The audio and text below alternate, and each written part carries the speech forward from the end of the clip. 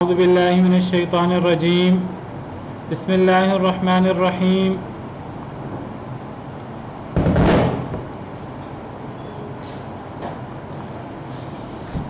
آیت الدین سورہ بقرہ کی آیت نمبر 282 جاری ہے۔ ہم یہاں تک پہنچے تھے کہ جب آپس میں لین دین کا معاملہ ہو،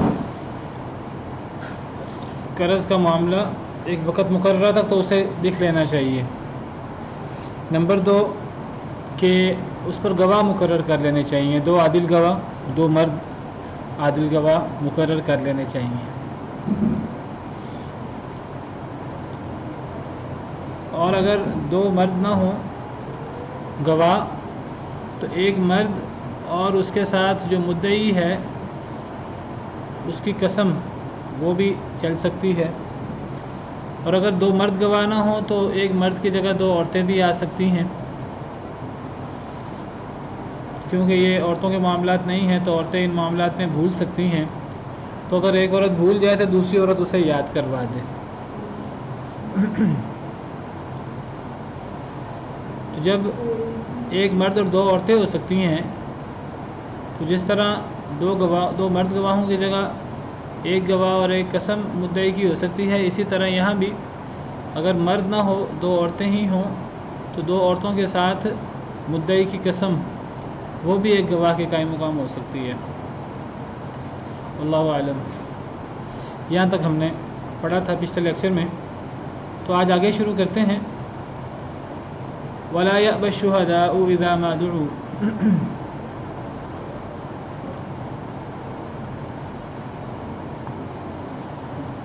وَلَا يَأْبَ الشُّهَدَاءُ إِذَا مَا دُعُوا، اور نہ انکار کریں گواہ اذا ما دعوا، جب جو وہ بلائے جائیں، یعنی جب گواہوں کو بلایا جائے تو گواہ انکار نہ کریں آگے سے، یعنی بلا وجہ گواہ تنگ نہ کریں، بلکہ اگر ان کو بلایا جائے گواہی دینے کے لیے تو گواہوں کو اس کے لیے وقت نکالنا چاہیے، تعاون کرنا چاہیے۔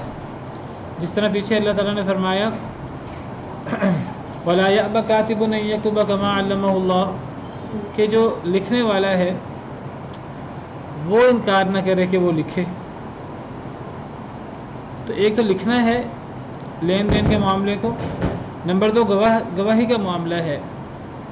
پہلی بات ہے کہ جو وقت مقررہ ہے وہ وقت مقررہ طے کی جائے، نمبر 2 لکھا جائے، نمبر 3 گواہی۔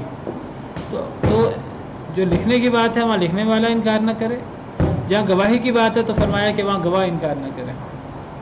لکھنے والے کی ذمہ داری ہے، جب اللہ نے اسے لکھنا سکھایا ہے، جب اللہ نے اسے یہ چیزیں سکھائی ہیں تو وہ پھر انکار نہ کرے، آگے سے وہ وقت دے تاکہ لکھا جائے معاملے کو۔ اور جب اللہ نے گواہی کا حکم دیا ہے تو جن گواہوں پر فریقین کو اعتماد ہے، اگر وہ فریقین گواہوں کو بلاتے ہیں تو گواہوں کو بلا وجہ انکار نہیں کرنا چاہیے،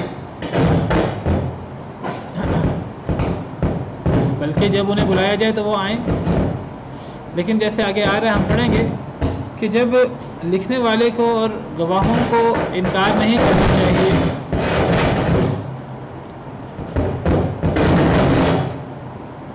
جب لکھنے والوں کو اور گواہوں کو انکار نہیں کرنا چاہیے بلکہ انہیں آنا چاہیے، وقت دینا چاہیے، بلا وجہ وہ انکار نہ کریں، تو پھر اس کے بالمقابل جو فریقین ہیں انہیں بھی لکھنے والوں کا دھیان رکھنا چاہیے، انہیں بھی گواہوں کا دھیان رکھنا چاہیے، گواہوں کے ٹائم کا۔ بلا وجہ گواہ جو ہے وہ ان کو بلا وجہ لکھنے والوں کو بار بار نہ بلایا جائے، ان کو ان کے اس وقت میں جس وقت وہ مصروف زیادہ ہیں اس وقت نہ بلایا جائے، بلکہ ان کا دھیان رکھا جائے اور ان کے لیے جو ان کے لوازمات ہیں وہ لوازمات پورے کیے جائیں۔ اگر ان کے آنے جانے کے اخراجات ہیں اور اس قسم کی چیز ہے تو اس میں ان کو پریشانی نہ اٹھانی پڑے۔ تو بہرحال یہ معاملات 2 طرفہ چلتے ہیں، نہ فریقین کو تنگی ہو لکھنے والے کی طرف سے، گواہوں کی طرف سے، اور نہ لکھنے والوں اور گواہوں کو تنگی ہو فریقین کی طرف سے۔ تو دونوں طرف سے یہ معاملہ چلتا ہے۔ جس طرح اللہ تعالیٰ نے جب مرد عورت اگر ان کے درمیان طلاق ہو جائے، اختلافات ہوں، بچہ ہو، تو اللہ تعالیٰ نے وہاں فرمایا ہے کہ جو والدہ ہے تو جس طرح اللہ تعالیٰ نے وہاں فرمایا ہے کہ نہ بچے کی ماں ہے اسے تنگ کیا جائے اور نہ بچے کو تنگ اور نہ بچے کے باپ کو تنگ کیا جائے. لا یضار والدۃ بولدها لا تضار والدۃ بولدها ولا مولود له بولده. اسی طرح یہاں بھی آگے آئے گا کہ کسی کو تنگ نہ کیا جائے. گواہ اور جو شہید ہیں آگے آ رہا ہے ولا یضار کاتب ولا شہید کہ کاتب کو شہید کو بھی تنگ نہ کیا جائے. تو یعنی نہ فریقین ڈسٹرب ہوں کہ جی کاتب نہیں مل رہا, کاتب بلا وجہ اپنا وزن ڈالنے کے لیے اپنا ریٹ بڑھانے کے لیے وہ انکار کیے جا رہے ہیں, گواہ بلا وجہ انکار کر رہے ہیں. نہ یہ معاملہ ہو کہ فریقین کو تنگی ہو اور نہ یہ معاملہ ہو کہ لکھنے والے کو اور گواہوں کو تنگی ہو. فرمایا ولا یأبی الشہداء اذا ما دعوا, نہ انکار کریں گواہ جب ان کو بلایا جائے. ولا تسأموا ان تكتبوه صغيرا او كبيرا الى اجله, اور نہ تم سستی کرو ان تكتبوه یہ کہ تم لکھو اس کو یعنی اس معاملے کو صغیرا چھوٹا ہو او کبیرا یہ بڑا ہو الى اجل ایک وقت مقررہ تک. یعنی پھر دوبارہ اللہ تاکید کر رہے ہیں کہ یہ جو لکھنے کا معاملہ ہے یہ لکھنے کا معاملہ بہت اہم ہے. اس معاملے کو ہلکا نہیں سمجھنا چاہیے, اسے کم اہمیت نہیں دینی چاہیے, اسے بہت اہمیت دو.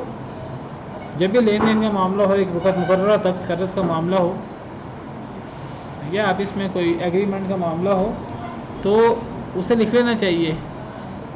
پھر فرمایا ولا تسأموا, نہ سستی کرو ان تکتبوہ یہ کہ تم اسے لکھو صغیرا چھوٹا معاملہ ہو او کبیرا یا بڑا معاملہ ہو الی اجل ایک وقت مقررہ تک. جب ایک وقت کا معاملہ ہو ایک مدت کا معاملہ ہو تو چھوٹا ہو یا بڑا ہو اسے پھر کم وزن نہ دو, کم اہمیت نہ دو, اسے لکھ لو, کیونکہ اس میں جھگڑا ہونے کا بہت امکان ہے, اختلاف ہونے کا بہت امکان ہے.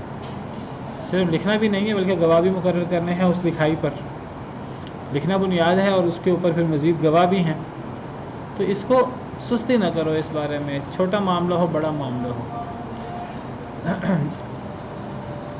آج ہمارے معاشرے میں جب ان چیزوں کو لکھنے کو اہمیت نہیں دی جاتی اور پھر بڑے بڑے مسائل پیدا ہوتے ہیں اور ایک ہی خاندان میں دو بھائیوں میں دو بیٹوں میں آپس میں اللہ معاف کرے اختلافات پیدا ہوتے ہیں تو پھر اللہ کے ان احکامات کی حکمت اور سمجھ آتی ہے کہ اللہ نے یہ احکامات کیوں دیے ہیں اور اتنی اہمیت کے ساتھ ان احکامات کو اللہ تعالیٰ نے کیوں بیان کیا ہے. ظاہر ہے کہ اللہ رب العالمین وہ علیم بھی ہیں, حکیم بھی ہیں, اور اللہ تعالیٰ ہم سے بڑھ کر جانتے ہیں. تو اللہ کو بہتر پتہ ہے کہ ہمارے لیے کیا چیز بہتر ہے, تو اللہ نے ہمارے لیے بہترین احکامات مقرر کیے ہیں. تو پہلے بھی حکم دیا ہے لکھو, اور یہاں بھی ہے کہ سستی نہ کرو اس معاملے میں. چھوٹا معاملہ ہو بڑا معاملہ ہو, جب وقت مقررہ کا معاملہ ہو تو لکھ لینا چاہیے. اس سے پتہ لگا کہ جب معاملہ وقت مقررہ کا نہ ہو, جب معاملہ ہاتھوں ہاتھ ہو, اس میں زیادہ مسئلہ نہیں ہوتا. مسئلہ تب ہوتا ہے جب معاملہ ایک وقت مقررہ کا ہو, کوئی آپس میں پارٹنرشپ, کوئی شراکت, کوئی مزاربت, کوئی اس قسم کا معاہدہ ہو رہا ہے, کوئی کاروبار شروع کیا جا رہا ہے, کوئی حصے طے کیے جا رہے ہیں. جن چیزوں کا معاملہ بھی ایک معاملہ ہاتھوں ہاتھ ہوا ختم ہو گیا, وہاں گنجائش ہے, جیسے بھی آگے بھی آئے گا. تو یہ زیادہ مسئلہ ہے جب وقت آ جاتا ہے. پیچھے بھی یا ایھا الذین آمنوا اذا تداینتم بدین الی اجل مسمى, ایک وقت مقررہ کی بات ہے. تو یہاں بھی الی اجل, ایک وقت تک, ایک وقت تک جب معاملہ ہوگا, وہ چھوٹا ہو یا بڑا ہو, تو اس میں لکھنے کے معاملے میں سستی نہ کرو, کوتاہی نہ کرو. ذالکم اقسط عند اللہ واقوم للشہادۃ وادنی الا ترتابوا. اب پیچھے تو حکم دے دیا, انسان کو سمجھ آئے یا نہ سمجھ آئے, انسان کو اللہ کا حکم سمجھ کے عمل کرنا ہے. پھر آگے اس کی حکمتیں بیان کر دیں. یہ حکمت کسی کو سمجھ آ جائے تو بہت اچھی بات ہے. یہ صرف سمجھنے کے لیے اور غور و فکر کے لیے ہیں یہ حکمتیں. یہ حکمتیں اس لیے بیان نہیں کی کہ جس انسان کو یہ حکمت سمجھ نہ آئے تو وہ کہ مجھے تو حکمت سمجھ نہیں آ رہی, میں تو نہیں سمجھ رہا, تو میں اس حکم پر کیسے عمل کروں. اللہ تعالیٰ جب کسی حکم کی حکمت بیان کرتے ہیں تو اس حکمت بیان کرنے کا مقصد یہ نہیں ہوتا کہ اگر حکمت کسی کو سمجھ آ جائے تو وہ عمل کر لے، جس کو نہ سمجھ آئے تو وہ نہ عمل کرے. وہ ایک زائد چیز ہوتی ہے کہ انسان کو اللہ تعالیٰ کے احکامات کے جو اس کے پیچھے اسرار، جو اس کے پیچھے حکمتیں ہیں، وہ انسان کے ایمان میں اور یقین میں مزید اضافہ کریں کہ دین کے احکامات ایسے ہی نہیں ہیں بلکہ ان احکامات کے پیچھے حکمتیں ہیں. لیکن بعض لوگ جو ہیں وہ ان حکمتوں کے جاننے میں اتنا آگے بڑھ جاتے ہیں کہ وہ حکمت انہیں نہ سمجھ آئے تو وہ اصل حکم سے انکار کر دیتے. تو یہ چیز صحیح نہیں ہے. انسان کو حکمت سمجھ آئے یا نہ آئے، انسان کو اللہ کے حکم پر عمل کرنا ہے. بہرحال اب اس کی حکمت کیا ہے؟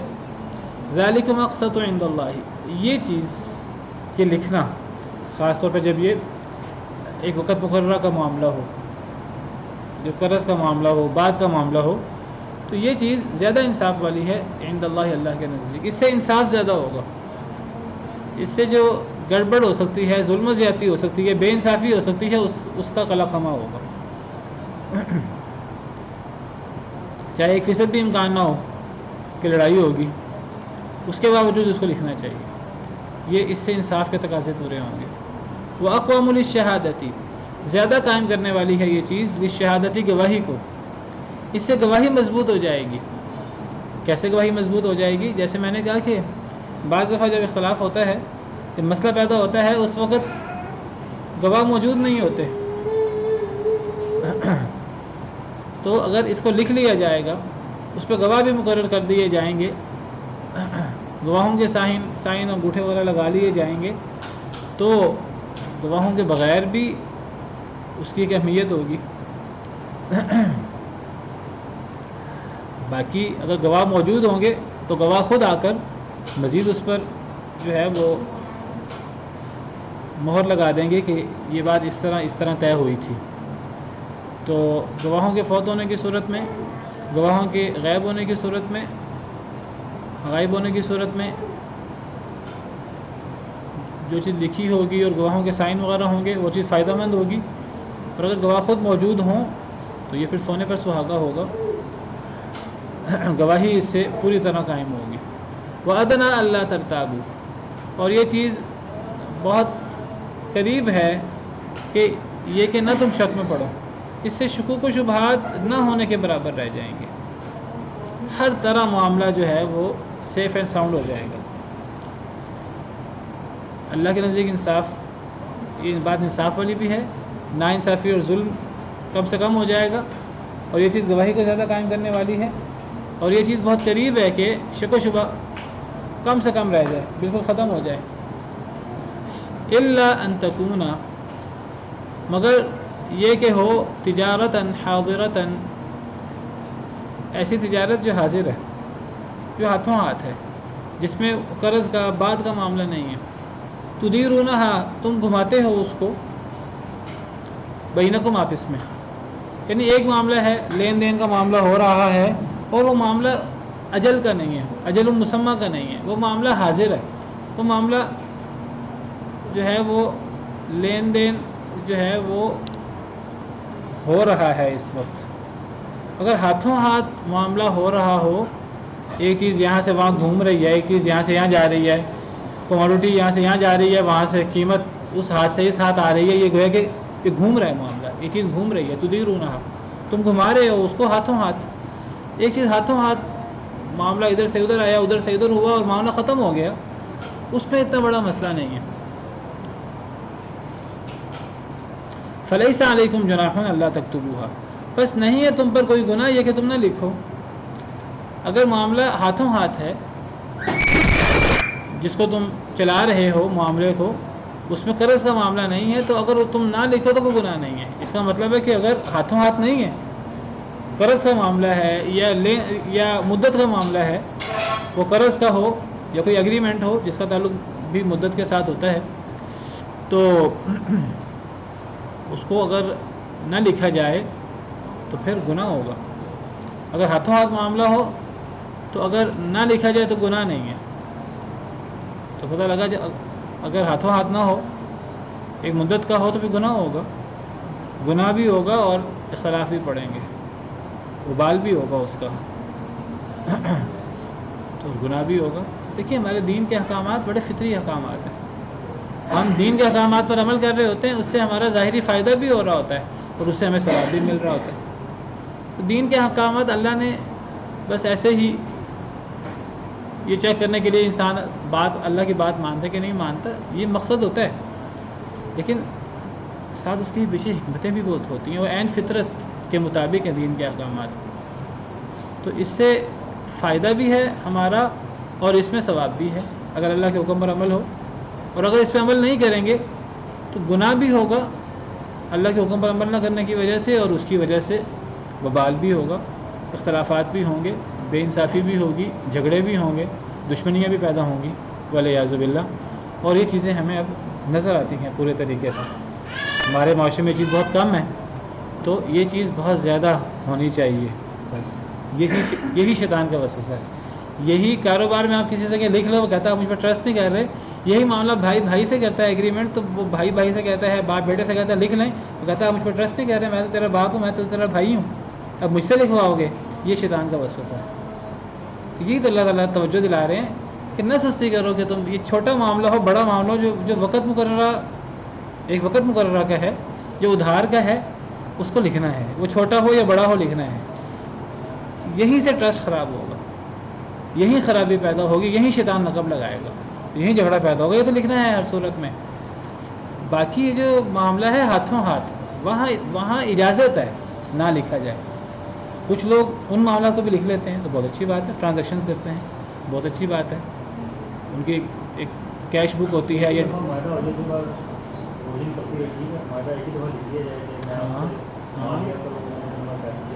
مثلا ریشو طے ہو جائے منافع کی, تو وہ 5 سال کا طے ہو جائے, وہ ہر مہینے ادا کرنا ہے یا 6 مہینے ادا کرنا ہے یا سال بعد ادا کرنا ہے, تو ایک دفعہ لکھ لیا جائے, اس پہ عمل درآمد ہوتا رہے. باقی یہ ہے کہ وہ جو بھی ادائیگی ہو, اس ادائیگی کو بھی لکھ لیا جائے.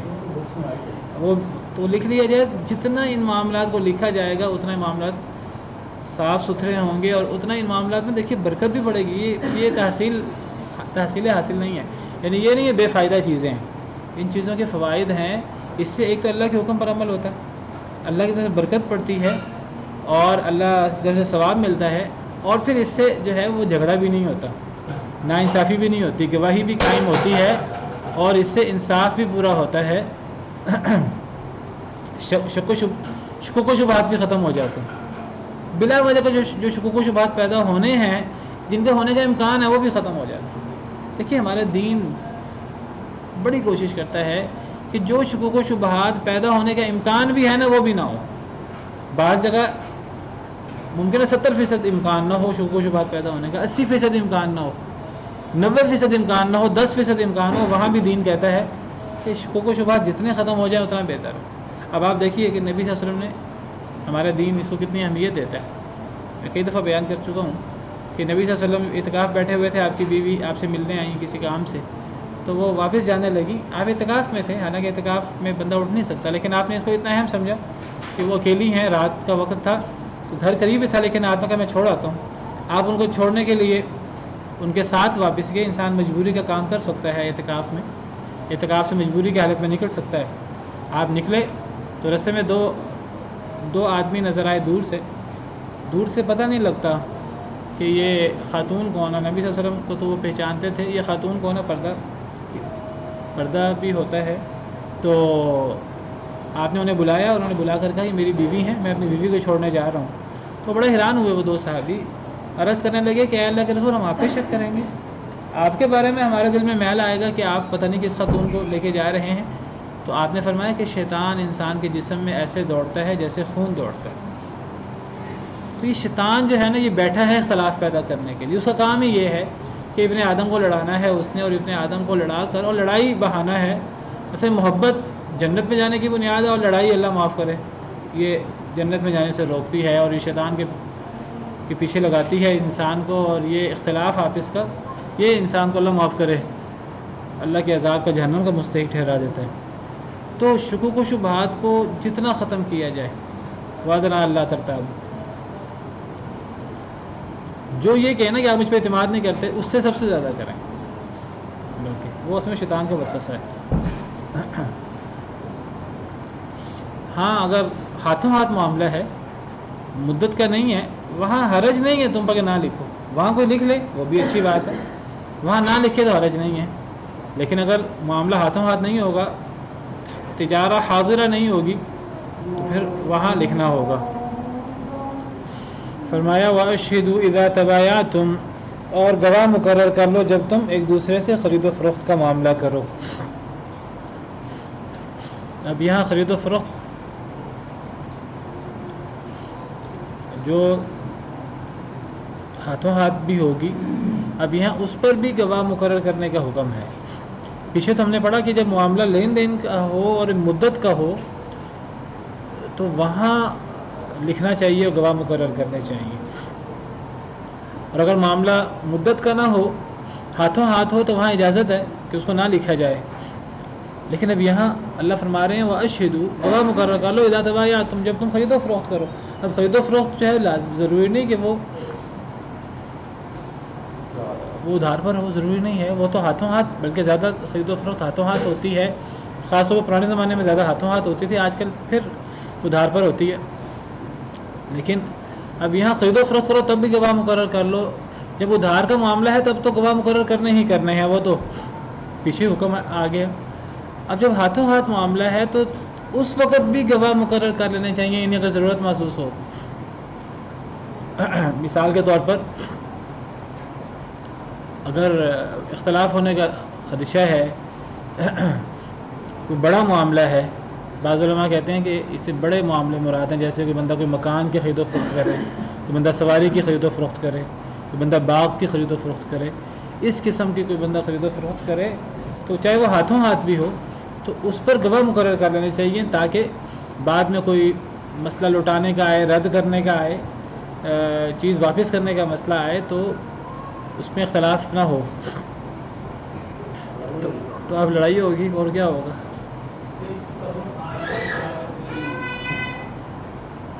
بس دیکھیے پھر یہی ہے، وہ دین پہ عمل ہوتا نہیں ہے، پھر اب ہم کہتے ہیں کہ اب حل کیا کریں۔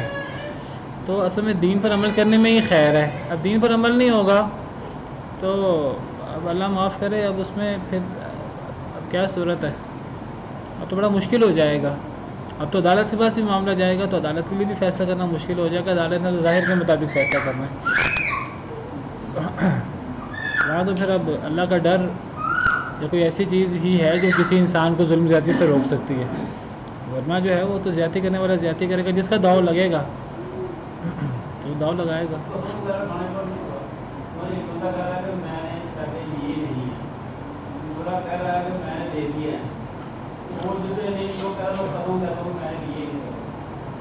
اصل میں دیکھیے، اصل میں یہی مسئلہ ہے،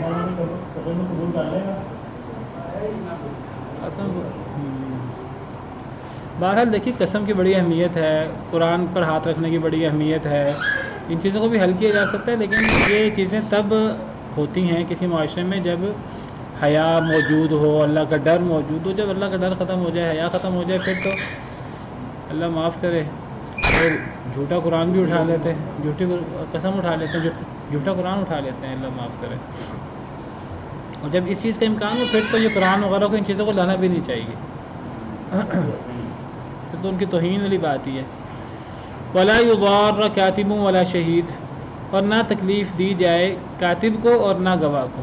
تو پیچھے اللہ تعالیٰ نے فرمایا نہ کاتب انکار کرے نہ گواہ انکار کرے آنے سے، تو یہاں اللہ فرما رہے ہیں کہ ان کو بھی بلا وجہ تنگ نہ کیا جائے، فریقین اور کاتب اور شہید ایک دوسرے کا دھیان رکھیں، کوئی دوسرے کو تنگ نہ کرے، یہ ایک دوسرے کے فائدے کے لیے ہیں، ایک دوسرے کو خراب کرنے کے لیے نہیں ہیں معاملات۔ وَإِن تَفْعَلُوا، اور اگر تم نے کیا، فَإِنَّهُ فُسُوقٌ بِكُمْ، تو یہ فسق و فجور ہوگا تمہارے ساتھ، یہ تمہاری نافرمانی ہوگی اگر تم یہ کام کرو گے، تم گواہ اور کاتب کو خراب کرنے کے لیے بلا وجہ ان کو بلاتے رہو گے اور ان کو ضرر دو گے اور ان کے وقت کا دھیان نہیں رکھو گے، بلا وجہ انہیں خراب کرو گے، تو پھر یہ فسق و فجور کی بات ہے، یہ نافرمانی کی بات ہے۔ واتقوا اللہ، اللہ سے ڈر جاؤ، ویعلمکم اللہ، اللہ تمہیں سکھاتا ہے، واللہ بکل شیء علیم، اور اللہ تعالیٰ ہر شے کو بہت جاننے والے ہیں۔ تو اللہ نے علم کی بنا پر یہ سارے، علم اور حکمت کی بنا پر یہ سارے اللہ تعالیٰ نے قوانین مقرر کیے ہیں ہمارے لیے۔ وَإِن كُنتُمْ عَلَى سَفَرٍ، اور اگر تم ہو سفر پر، وَلَمْ تَجِدُوا كَاتِبًا، اور نہ تم پاؤ کوئی لکھنے والا، فَرِحَانٌ مَقْبُوضَةٌ، تو رہن کی چیز ہے قبضے میں لی گئی۔ یعنی اگر معاملہ سفر کا نہ ہو، حضر کا معاملہ ہو، انسان جہاں رہ رہا ہے وہیں کا معاملہ ہو، تو وہاں تو حضر کے اندر، سفر کے اندر انسان بعض دفعہ بہت سے ایسے کام جو عام حالات میں حضر میں انسان کر سکتا ہے، سفر میں وہ چیزیں مشکل ہو جاتی ہیں انسان کے لیے۔ ایک انسان کے پاس اپنے علاقے میں اپنی اچھی گاڑی ہے، اپنا اچھا مکان ہے، لیکن سفر کے اندر بعض دفعہ اس کے لیے آنا جانا، اپنے علاقے میں وہ بڑے اچھے طریقے سے رہتا ہے، بڑے اچھے طریقے سے آتا جاتا ہے، لیکن سفر میں بعض دفعہ یہ چیزیں اس کے لیے مشکل ہو جاتی ہیں۔ اپنے علاقے میں حضر میں بعض دفعہ ایک انسان یہ لین دین کے معاملات، کاتب، گواہ اور یہ چیزیں، لین دین، یہ چیزیں آسان ہو جاتی ہیں انسان کے لیے، ہر چیز اویلیبل ہوتی ہے، ایک روٹین بنی ہوتی ہے، لیکن سفر کے معاملے میں بہت سی چیزیں اونچ نیچ ہوتی ہیں۔ تو اگر سفر کے اندر تمہیں لین دین کا معاملہ کرنا پڑے ایک مدت تک اور تمہیں کاتب نہ ملے، فریحان مقبوضہ، پھر رہن قبضہ میں لیا گیا، پھر رہن رکھ لو، پھر گروی رکھ لو چیز۔ تو یہ گروی بھی ایک متبادل ہے لکھت پڑھت کا، اگر لکھت پڑھت مشکل ہو تو سفر کے معاملات میں تو رہن رکھ لو۔ تو یہ رہن رکھنا یہ بھی ایک مشروع، ایک شرعی چیز ہے اور یہ جائز ہے، اور شریعت میں اس کا اعتبار کیا گیا ہے۔ نبی صلی اللہ علیہ وسلم نے خود بھی گروی چیزیں رکھ کر قرض کا معاملہ کیا ہے۔ جب آپ فوت ہوئے، اللہ کے پاس تشریف لے گئے، تو آپ کی تلواریں جو ہے وہ گروی رکھی، ڈھال یا تار، وہ یہودیوں کے پاس زرہ جو ہے وہ گروی رکھی ہوئی تھی۔ آپ نے کوئی چیز قرض دی تھی، تو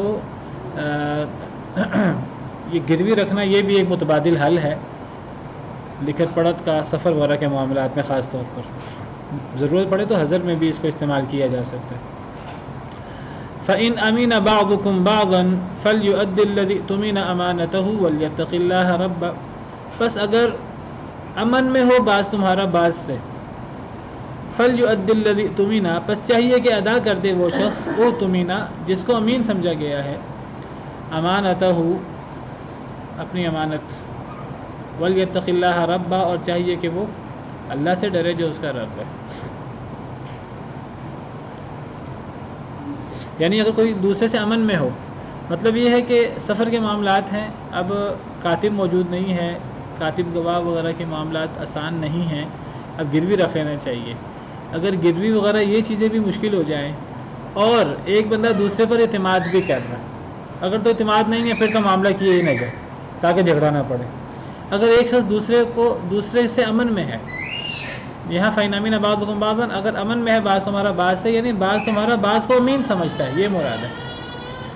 اگر بعض تمہارا بعض کو امین سمجھتا ہے، وہ سمجھتا ہے یہ ذمہ دار شخص ہے، یہ گڑبڑ نہیں کرے گا، اور اب مجبوری کی صورت بھی ہے، مجبوری کی کیفیت بھی ہے، لکھنا، گواہ، گروی، یہ چیزیں بھی آسان نہیں ہیں اور معاملہ بھی کرنا ہے، تو پھر اگر کوئی ایک دوسرے کو امین سمجھتا ہے تو پھر اب چاہیے کہ ادا کر دے وہ شخص جسے امین سمجھا گیا ہے، یعنی جو قرض دینے والا ہے۔ اب لکھت پڑھت کے بغیر، گواہ کے بغیر، گروی کے، اگر گروی ہو جو تو اچھی بات ہے، گروی کے بغیر اب اگر اسے امین سمجھ کر اسے کوئی چیز دی گئی ہے، کوئی قرض دیا گیا ہے، پھر اسے اپنی امانت ادا کرنی ہے۔ یہاں امانت سے مراد قرض ہے، قرض امانت ہوتی ہے۔ جس طرح امانت میں خیانت نہیں کرنی چاہیے، اس طرح قرض ادا نہ کرنا، قرض ادا کرنے میں گڑبڑ کرنا، یہ خیانت ہے، اور جو خیانت کا معاملہ ہے یہ بہت سینسٹیو ہے اسلام میں۔ نبی صلی اللہ علیہ وسلم ہر خطبے میں فرمایا کرتے تھے، صحیح حدیث مبارکہ میں موجود ہے، لا ایمان لمن لا امانۃ لہ، کہ جو بندہ جس کی امانت نہیں ہے اس کا ایمان ہی نہیں ہے، ولا دین لمن لا عہد لہ، جس کا عہد نہیں ہے اس کا دین نہیں ہے۔ تو یہ امانت کا دھیان رکھنا یہ ایمان سے ہے، اور جو بندہ امانت کا دھیان نہیں رکھتا تو اس کا ایمان کمزور ہے یا پھر وہ منافق ہے۔ ایک حدیث مبارکہ میں خیانت کو منافق کی خصلت بیان کیا گیا ہے۔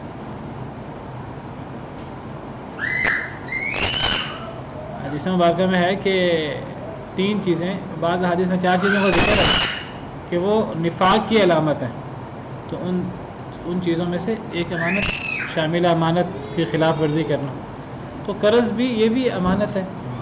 تو اگر کوئی ایک دوسرے کو امین سمجھے اور گروی کے بغیر معاملہ کر لیا جائے، تب پھر جسے امین سمجھا گیا ہے اسے اپنی امانت کو ادا کرنا ہے اللہ سے ڈر کر.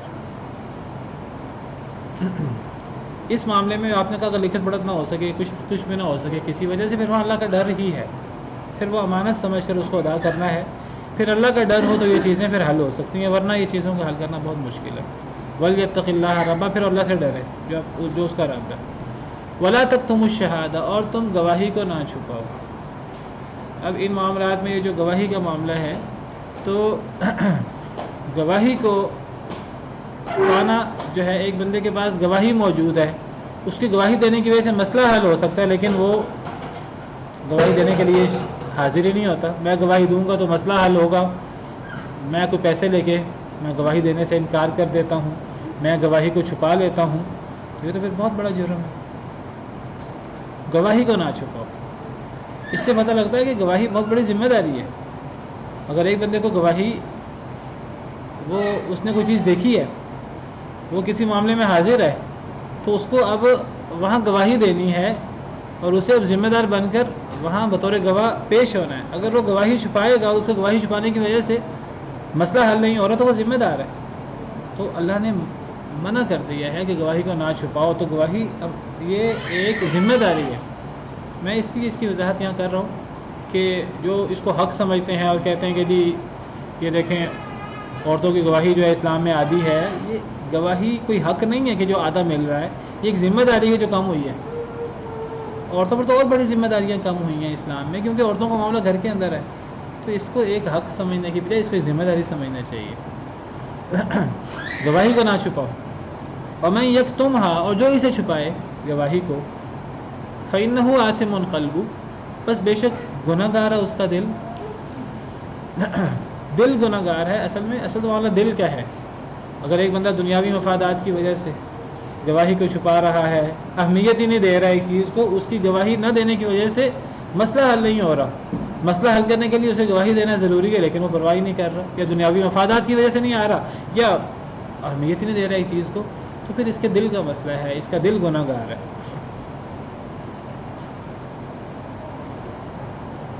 متقی نہیں ہے، پھر اللہ سے ڈر نہیں رہا. واللہ بما تعملون علیم، اور اللہ تعالیٰ ساتھ اس کو جو تم عمل کر رہے ہو جاننے والے. تو گواہی اس وقت چھپانا منع ہے جب گواہی چھپانے سے نقصان ہو رہا ہو. باقی اگر گواہی چھپانے سے نقصان نہ ہو رہا ہو، ایک مسئلہ ہے اس کے 10 گواہ ہیں، اور اگر باقی گواہ گواہی دے رہے ہیں، تو پھر ایک بندہ جو ہے وہ گواہی کے لیے حاضر نہیں ہوتا ہے، کہ الگ چیز ہے. لیکن اگر ایک واقعے کے گواہ کم ہیں اور مسئلہ پیدا ہو رہا ہے گواہی نہ دینے سے، تو پھر وہاں گواہی دینا ضروری ہے.